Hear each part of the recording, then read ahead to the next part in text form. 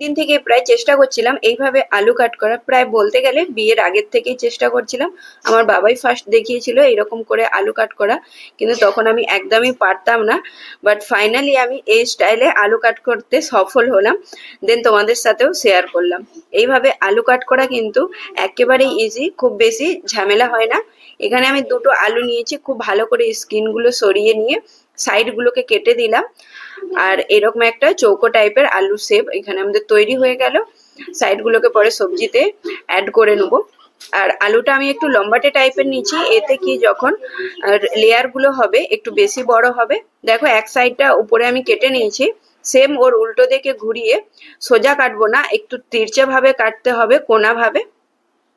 এরকম কোনা ভাবে কেটে নিলেই তৈরি হয়ে যাবে। তো একদমই হালকা হাতে ধীরে ধীরে এইভাবে কাট করবে। আর এখানে তোমাকে দুটো চপস্টিক বা যে কোনো দুটো মোটা কাঠি সাইডে রেখে কাট করতে হবে, যাতে না পুরো আলুটা কাটা হয়ে যায়, তবেই কিন্তু এই লেয়ারটা আসবে। মেলাতে পাওয়া যায় কিন্তু সেটা অন্য টাইপের পাওয়া যায়, রিং রিং টাইপের, এটা একটু আলাদা ধরনের। তো চলো, এখানে আমি তো আলুটা কাট করেই নিলাম, দেখতেই পাচ্ছ কতটা সুন্দর লাগছে দেখতে, কতটা লেয়ারি।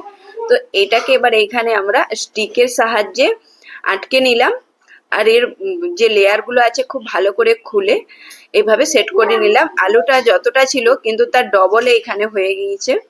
দেন এই লেয়ারি আলুগুলোকে আমি ব্যাটারের মধ্যে ডুবিয়ে গরম তেলে ফ্রাই করে নেবো। এরকম কিন্তু বাজারেও কিনতে পাওয়া যায়, বাজারে মানে কোনো মেলাতে আরে তখনও এরকম কিনতে পাওয়া যায়, কিন্তু ওর শেপটা একটু আলাদা হয়, ওরা মেশিনেও কাট করে।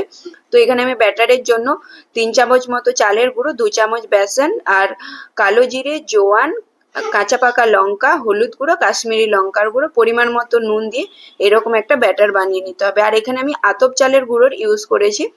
তো এই দেখো ব্যাটারটা ঠিক এইরকম হবে, খুব পাতলা হবে না, একটু থিক হবে।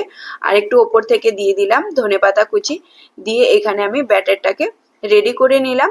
এবার একটা আলুর স্টিক দিয়ে খুব ভালো করে ব্যাটারটা এর গায়ে কোট করে নিতে হবে, একদম যাতে এপিঠ ওপিঠ খুব ভালো করে লেগে যায়। খেতে কিন্তু খুবই টেস্টি হয়, খুবই ক্রিস্পি। আর আলু যারা পছন্দ করো ওদের জন্য তো এটা একটা পারফেক্ট রেসিপি। আর কাট করাটা তো দেখেই নিয়েছো, কাট করতে একদমই ঝামেলা হয় না, একটুও এদিক ওদিক হয়ে না এইভাবে কাট করলে। চলো, মিডিয়াম ফ্লেমে তেলটাকে গরম করে তারপর হাই টু মিডিয়ামে ক্রিস্পি গোল্ডেন ব্রাউন করে ভেজে নিতে হবে।